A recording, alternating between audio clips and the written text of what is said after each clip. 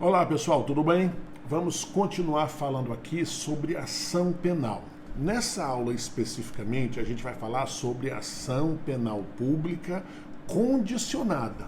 Lembrando que é importante acompanhar essa aula com a nossa apostila e esse assunto começa especificamente na página 97, certo? Pois bem, como eu já disse em outras aulas, em outros encontros, o legislador definiu que alguns crimes eles serão processados mediante ação penal pública e mediante ação penal privada. Quando se tratar de crime de ação penal pública, quem promove a ação penal é o Ministério Público, certo? Nas ações penais privadas, quem promove, quem ingressa com a ação penal através de queixa, que é o nome da peça que inaugura a ação penal, é o ofendido, certo? Ação penal pública, o Ministério Público através de denúncia, ação penal privada, o particular, o ofendido através de queixa. Certo? Quando se fala em ação penal pública condicionada, pessoal, é porque nós estamos dizendo, é porque o legislador exige uma condição para a propositura da ação penal. Ou seja, o legislador exigiu que algo fosse preenchido, fosse apresentado, para que o Ministério Público pudesse dar entrada na ação penal. Certo? Agora, lembrando, quando se fala em ação penal pública condicionada, nós estamos falando em condicionada a condições, a exigências específicas. Porque todo e qualquer tipo de ação penal, mesmo a ação penal pública incondicionada, ela está vinculada às chamadas condições gerais de procedibilidade. Lembra que eu falei nos últimos encontros? Existem as condições gerais de procedibilidade chamadas possibilidade jurídica do pedido, interesse de agir, legitimidade para agir e justa causa. Essas 4 condições, elas são exigidas em todo tipo de ação penal, inclusive a pública incondicionada. Quando se fala em ação penal pública condicionada, nós estamos falando de condições específicas, ou seja, além dessas 4, condições específicas, exigências particulares que o legislador impôs para a ação penal daquele crime, certo? As condições de procedibilidade mais conhecidas, mais comuns são a representação do ofendido e a requisição do ministro da Justiça, certo? Essas são as 2 condições específicas de procedibilidade mais conhecidas, porque previsto de maneira expressa e tratada de maneira até um pouco detalhada, especialmente a representação, no Código Penal. Mas essas não são as únicas condições específicas de procedibilidade, não. Se você prestar atenção, o artigo 7º, parágrafo 2º do Código Penal impõe uma condição específica de procedibilidade para alguns crimes. Entrada do agente no território nacional, no caso de crime praticado no exterior. Vejam só, se um crime é praticado no exterior, ele vai ser processado conforme a lei do país onde esse crime foi praticado, ainda que seja um brasileiro. Tá entendendo? Portanto, se alguém mata uma pessoa no Canadá, nos Estados Unidos, na Etiópia, na Argentina e continuar lá, essa pessoa será processada lá. Certo? Bom, mas se essa pessoa ela consegue sair do país onde praticou o crime e vem para o Brasil, aí a princípio o direito, o interesse da lei processual e penal brasileira se apresenta, certo? Veja que em alguns casos você vai até extraditar a pessoa, vai expulsar do país, para que a pessoa possa responder o crime onde ele eventualmente praticou, onde ela eventualmente, a pessoa onde ela eventualmente tenha praticado o crime. Agora, se não for possível a extradição, se não for possível a expulsão, como acontece se se tratar de um brasileiro nato, ele não pode ser extraditado.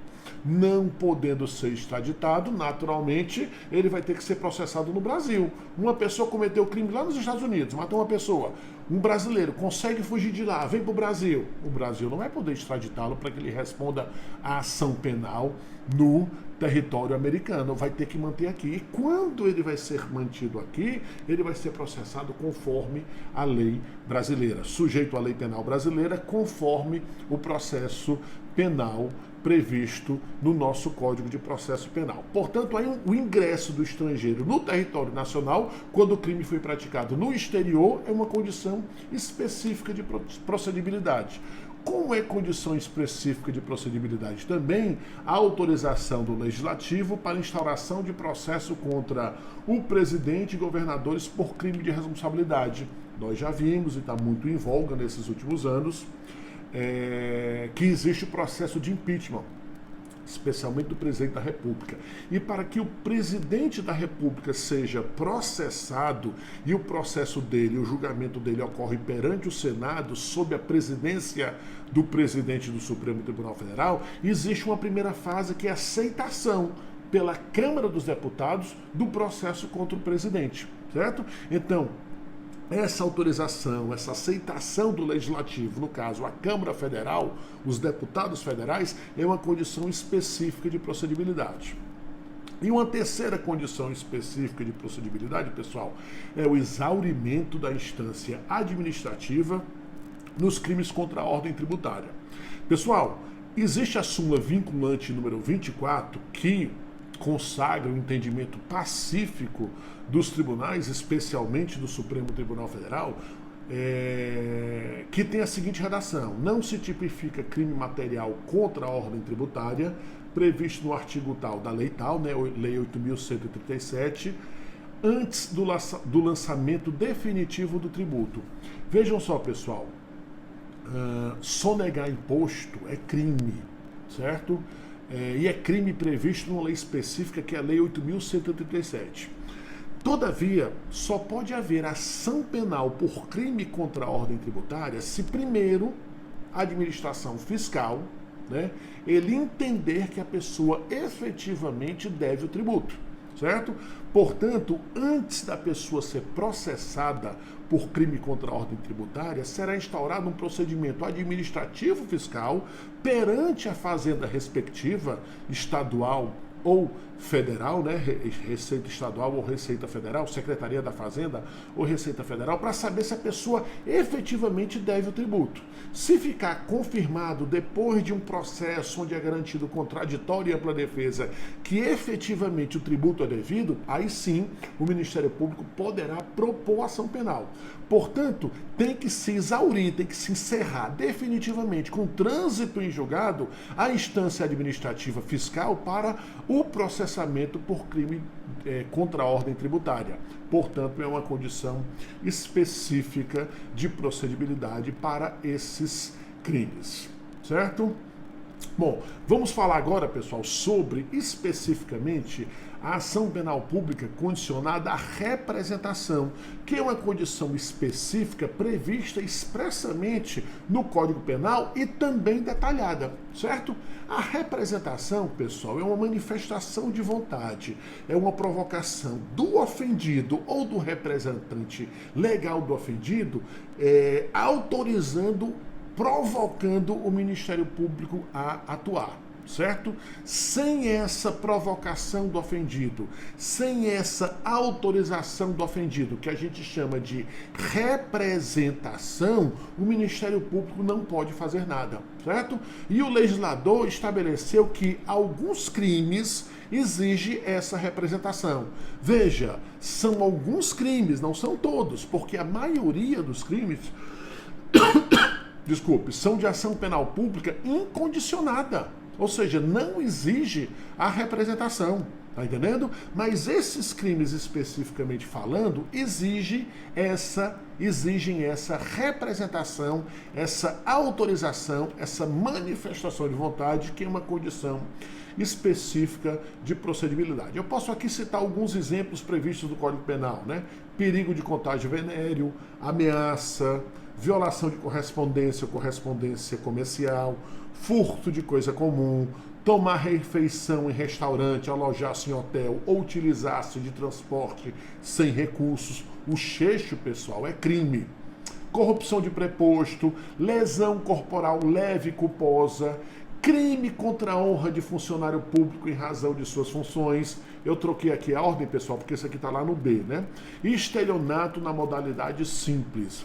Lembrando, pessoal, que o estelionato na modalidade simples, passou a ser de ação penal pública condicionada a partir do advento da lei do pacote anticrime, certo? Até dezembro de 2019, o estelionato não dependia de representação, não. Poderia ser proposto pelo Ministério Público sem provocação ou autorização do ofendido. Agora não. Exige a representação. Outro crime interessante para falar é o crime, esse da letra B, contra a honra de funcionário público em razão de suas funções. Esse, pessoal, é o único crime que admite ação penal concorrente. Cuidado que isso pode cair na prova. O que seria ação penal concorrente? Admite tanto uma ação penal quanto a outra, certo? E isso está no artigo, na súmula 714 do Supremo, que não é súmula vinculante, mas tem aplicação absoluta nos tribunais. É concorrente a legitimidade do ofendido mediante queixa ou do MP condicionada à representação para ação por crime contra a honra de servidor público em razão do exercício de suas funções. Portanto, se você imputa a um funcionário público um crime contra a sua honra, calúnia, difamação ou injúria, ele poderá escolher entre ingressar com a queixa, ação penal privada, ou simplesmente representar para o Ministério Público para que o MP ofereça a denúncia. Tá entendendo? É por isso que se diz ação penal concorrente. Admite tanto a ação penal privada quanto a ação penal pública condicionada à representação. Conceito de representação, é isso? É uma manifestação de vontade do ofendido ou de seu representante legal, se ele for mentalmente não sadio ou menor de 18 anos, autorizando, provocando a persecução criminal. Falo aqui a persecução criminal, pessoal, porque a representação é condição de procedibilidade em qualquer hipótese, em qualquer fase da persecução, seja do flagrante, seja do inquérito, seja da ação penal. Se não tiver representação, não tem flagrante, não tem ação penal, não tem denúncia e não tem flagrante, não tem inquérito policial e não tem denúncia, certo? Portanto, essa provocação é fundamental. Tanto é que a natureza jurídica é chamada de uma condição específica de procedibilidade. Esse assunto eu também trato aí na questão da natureza jurídica. Quem é o titular do direito de representação? Quem é que oferece a representação? Quem é que provoca? Quem é que autoriza o Ministério Público a atuar? Né? Quem oferece, enfim, a representação? Se a vítima for maior de 18 anos e mentalmente sadio, naturalmente é ele. É ele que será o titular do direito de representação. É ele que vai entender se oferece ou não a representação. Voltando, pessoal, ao tema e lembrando que não é todo crime que exige a representação. Basicamente, são aqueles crimes que eu relacionei para vocês até nesse instante. É isso? Se o ofendido for menor de 18 anos, o seu representante legal. Se o ofendido for mentalmente enfermo, se não tiver sanidade mental, também caberá ao seu representante legal. Se houver declaração de ausência ou morte do ofendido, pessoal, o direito de representação caberá ao cônjuge, ascendente, descendente ou irmão. A lei não fala em companheiro, mas naturalmente que o companheiro também está inserido nesse rol. Estamos falando de companheiro, aquele que vive numa sociedade conjugal de fato. Certo? Então, quando o ofendido, se o ofendido morrer ou for declarado ausente judicialmente, caberá a representação a essas pessoas que sucedem o ofendido no direito de representação. Se o ofendido for incapaz e não tiver representante legal, o juiz, pessoal, se o ofendido for incapaz, nesse caso a incapacidade é apenas por doença mental, né? Se ele for doente mental e não tiver representante legal, o que é que o juiz faz? O juiz nomeia um curador. E esse curador vai exercer o direito de representação, certo? Agora veja, pessoal, o juiz ele não nomeia um curador para oferecer representação. Ele nomeia um curador especial, para que esse curador especial decida se é conveniente ou não a representação. Tá entendendo?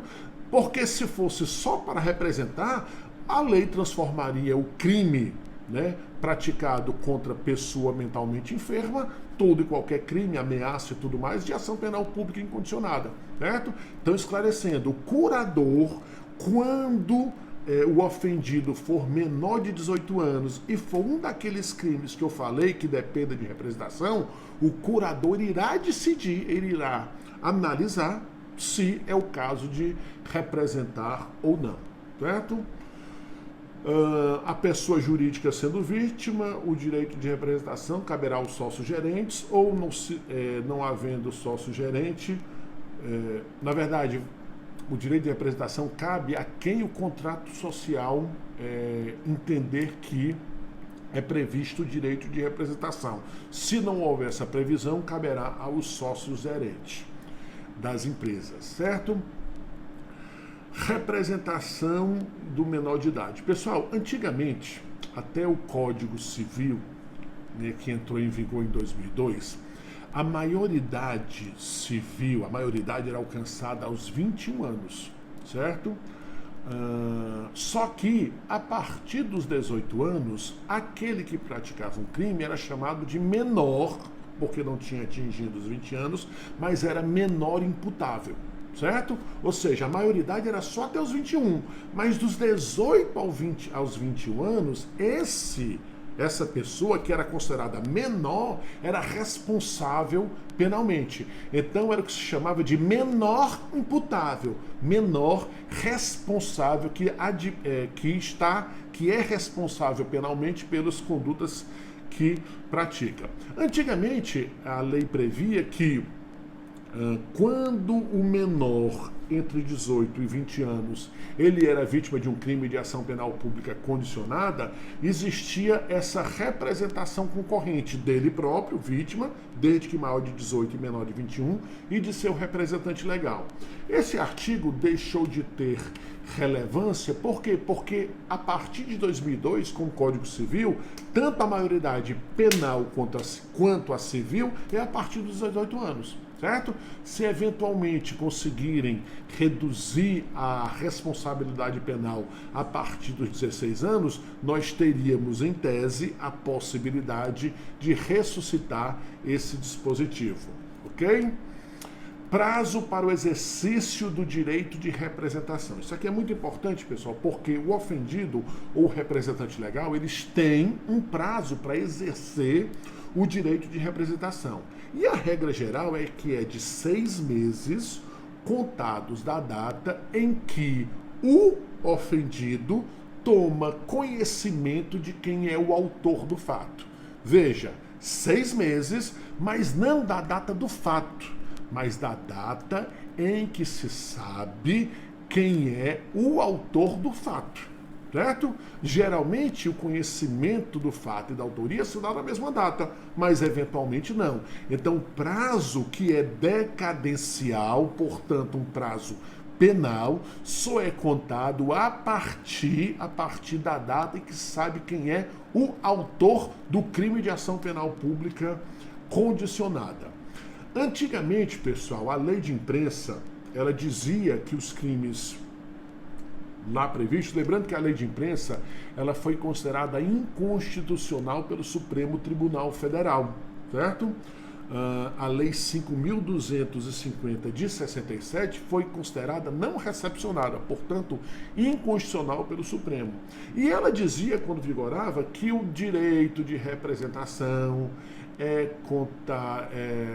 para os crimes inseridos no seu rol tinha um prazo de 3 meses contados da data do fato, certo? Era um prazo decadencial absolutamente distinto, mas que não tem sentido hoje em dia porque a lei foi considerada inconstitucional. De qualquer forma, é bom saber esse registro histórico, certo? Forma da representação. A gente vai ver, pessoal, que a representação ela não tem uma forma específica, certo? O artigo 39 do Código de Processo Penal, ele deixa muito claro que para que a representação tenha significado, tenha valor, é necessário que o ofendido ou o representante legal do ofendido deixe claro o porquê, deixe claro que ele quer que o ofensor, o autor do fato, responda penalmente acerca do fato criminoso que ele praticou.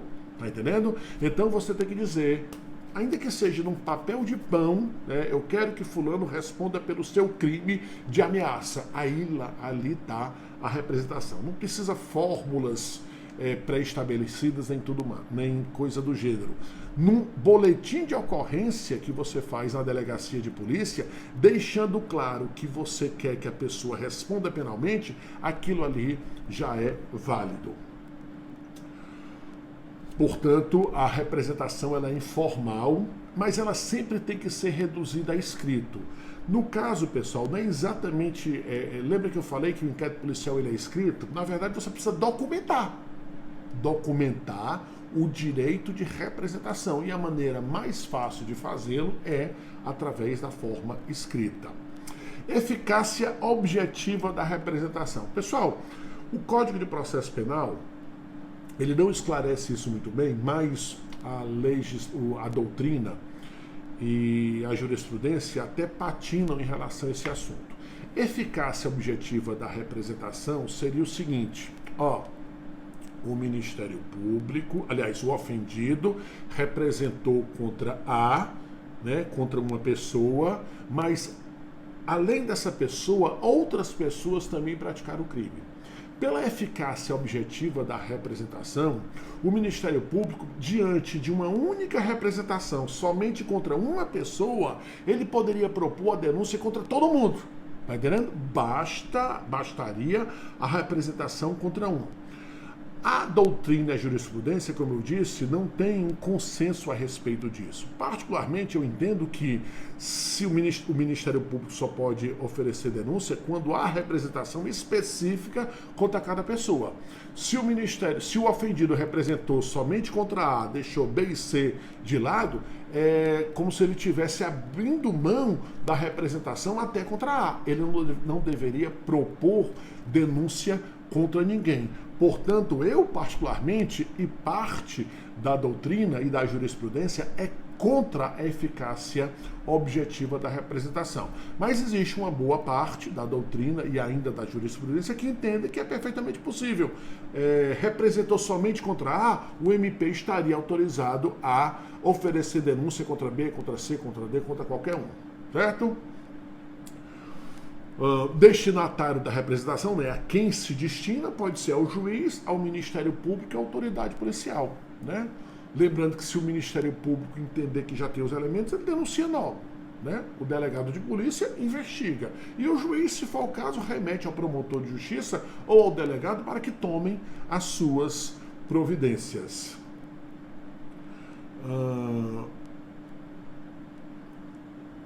Retratação da representação. Tema bastante importante, pessoal. Por quê? Porque ela diz respeito à desistência da representação, certo? A regra geral é que pode haver a retratação. E o artigo 25, regra geral não, a regra é que é possível o direito de retratação da representação, e isso desde que seja feita até o oferecimento da denúncia. Veja, pessoal, a representação, ela tem a finalidade, o objetivo de provocar o promotor para que ele ofereça a denúncia. Então, se eu representei e enquanto o Ministério Público não denunciou, eu posso me retratar. Veja, isso é muito importante, que eu posso me retratar até fora daquele prazo de 6 meses, porque muitas vezes eu posso representar no finalzinho do 6º mês. E o Ministério Público ainda vai analisar, vai pedir eventualmente até instauração de um inquérito policial, certo? Ou seja, eu representei dentro do prazo de 6 meses, mas esse prazo de 6 meses foi extrapolado e o Ministério Público ainda não ofereceu denúncia. Enquanto ele não oferecer denúncia, que significa protocolar a denúncia em juízo, seja manualmente no carimbo, ou seja pelo sistema digital, o ofendido, a vítima, ela pode desistir dessa representação, o que significa retratar-se da representação. Portanto, a regra geral é até o oferecimento da denúncia por parte do Ministério Público. Como eu disse, é uma regra, mas é uma regra geral. Por quê? Porque a Lei Maria da Penha, ela tem uma exceção, certo?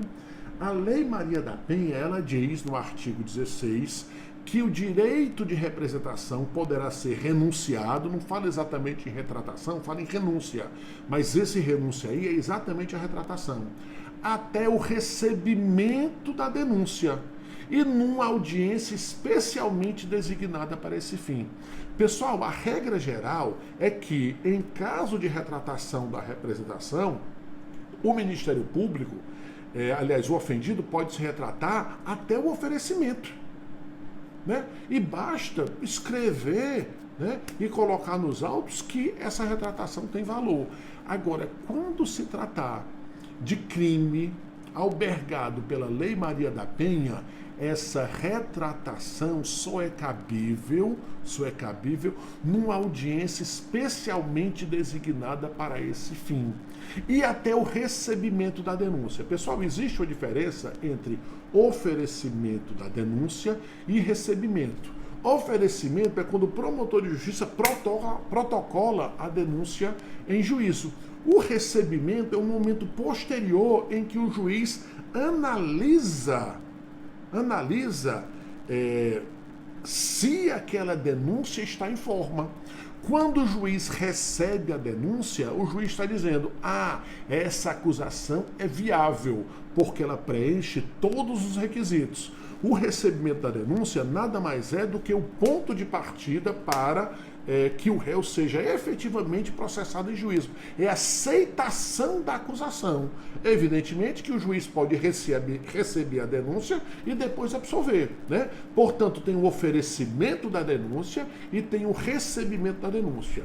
Nos casos normais, tradicionais, a retratação é até o oferecimento, até o primeiro momento. No segundo caso, nos crimes albergados, protegidos pela Lei Maria da Penha, vai até o recebimento, que é o momento posterior. Acabou beneficiando um pouco mais até os infratores, mas numa audiência especialmente designada para tal fim. Por que isso, pessoal? Porque o juiz ele quer analisar se a vítima do crime albergado pela Lei Maria da Penha efetivamente tem interesse em desistir da ação penal, porque ela pode estar simplesmente sendo forçada. E num documento frio endereçado ao juiz não vai se perceber isso, tá entendendo? Agora vejam só, pessoal, lesão corporal contra a mulher, né, lesão corporal no ambiente doméstico, não é crime de ação penal pública condicionada, não. Esse crime de lesão corporal no ambiente doméstico é de ação penal pública incondicionada. Como é de ação penal pública incondicionada, é o feminicídio. Tá entendendo? O que comportaria essa retratação, por ser crime de ação penal pública condicionada, inclusive no âmbito da Lei Maria da Penha, seria ameaça, por exemplo. Certo? Lembrem-se, há crimes que se processam mediante ação penal pública condicionada. Esses crimes exigem a representação e aceitam até a retratação. Retratação da retratação é possível? Sim, né? Retratação é você representar, desistir da é você representar, desistir da representação, ou seja, retratar-se, e desistir da retratação, né? Retratar da retratação. É perfeitamente possível, embora não haja previsão legal para isso. Mas essa retratação da representação, essa retratação da retratação tem que ser dentro daquele prazo inicial de 6 meses, certo? A nova representação, depois da retratação, tem que ser naquele prazo inicial de 6 meses. Você não tem mais 6 meses depois que você se retrata, não. Ok? E por último, nós vamos falar da não vinculação do MP à representação. É muito importante, pessoal, entender que o Ministério Público não está obrigado a denunciar só porque houve a representação. A representação é uma provocação ao Ministério Público, é uma autorização para que o Ministério Público atue.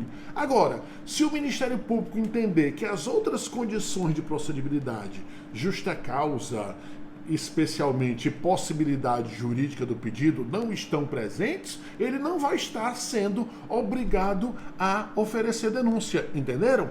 Então a representação provoca o MP a atuar. A representação autoriza o MP, o Ministério Público, a atuar. E a atuação pode ser oferecendo denúncia ou até pedindo o arquivamento.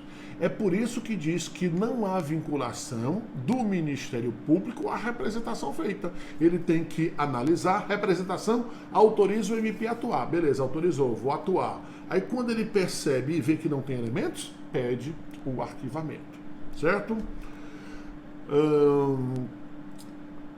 Ação penal pública condicionada à requisição do Ministério da Justiça. É outra condição mais conhecida, pessoal, outra condição específica mais conhecida, mas ela tem muito pouco tratamento no Código de Processo Penal. O cuidado que o CPP teve para detalhar a representação, ele não teve nenhum para tratar da requisição do Ministro da Justiça. Antes de mais nada, vamos ver quais são os crimes que exigem essa requisição do Ministro da Justiça. Está aí na página 102. Né? Crime cometido por estrangeiro contra brasileiro fora do Brasil, crimes contra a honra cometidos contra chefe de governo estrangeiro e crimes contra a honra praticados contra o presidente da República. Esses 3 crimes, pessoal, eles exigem para que o Ministério Público ofereça ação penal, que o Ministro da Justiça faça uma requisição, que é mais ou menos uma representação. Aliás, é mais ou menos não, ela confunde-se com a representação, que é uma manifestação de vontade do Ministério da Justiça autorizando, provocando a atuação do Ministério Público. É um ato político, certo? Lembrando que mesmo é um ato político porque quando o Ministério da Justiça ele provoca o Ministério Público, ele não está ingressando com a ação penal, ele está provocando através desse ato político a ação do Ministério Público, certo? A lei de imprensa, pessoal, previa alguns crimes, eram 4 crimes, que também só se processavam mediante requisição do Ministro da Justiça. Veja, pessoal, o Ministro da Justiça, nesses crimes, requisitava, provocava e o Ministério Público atuava, certo? Esses 4 crimes previstos na lei de imprensa, que foi considerada inconstitucional, evidentemente que não tem mais esse tratamento. Ok? Os únicos 3 crimes que exigem a requisição são aqueles 3 que eu acabei de ler para vocês agora há pouco. Prazo para oferecimento da requisição. Não houve previsão de prazo para requisição. Representação 6 meses, contados da data em que se sabe quem é o autor do fato. Requisição, o legislador foi omisso. Entende-se que enquanto não prescrever, enquanto não tiver extinta a punibilidade, pode haver a requisição do Ministro da Justiça, certo?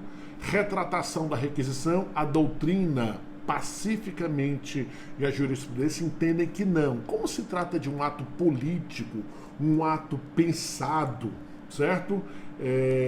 O legislador entendeu que ele não poderia ser considerado, tratado como uma questão de chantagem com relação ao suposto autor do fato. Se requisitou, não pode mais dela desistir da requisição. Da mesma forma, o Ministério Público não está vinculado à requisição. Não é porque houve a requisição que o MP será obrigado a oferecer denúncia, da mesma forma como acontece com a representação. Eficácia objetiva é a mesma coisa. Tudo que eu disse em relação à eficácia objetiva para ação penal privada, ação penal pública condicionada à representação, vale para a requisição. Ou seja, há uma disputa na doutrina, na jurisprudência, que não chega ao consenso. Os que entendem que cabe eficácia jurídica é porque o Ministério Público estaria autorizado a oferecer denúncia contra todos, embora a requisição fosse contra apenas um. Outros entendem que, se houve requisição apenas contra um, o Ministério Público não pode agir contra nenhum. E, para terminar, a ação penal pública condicionada à requisição e a ação penal pública condicionada ao conteúdo. O CPP, mais uma vez, foi muito omisso quando tratou sobre a requisição e também do seu conteúdo. Não diz o que é que tem que ter, mas obviamente que a gente presume. Deve ser narrado quem foi o autor do fato, quando o fato aconteceu, enfim, deve-se dar todas as informações acerca da prática do crime para que o Ministério Público possa, se for o caso, oferecer denúncia ou, no mínimo, requisitar a instauração de um inquérito policial. Beleza? Bom, a gente termina aqui falando sobre ação penal pública condicionada e a gente volta na próxima aula falando de ação penal privada. Beleza? Valeu!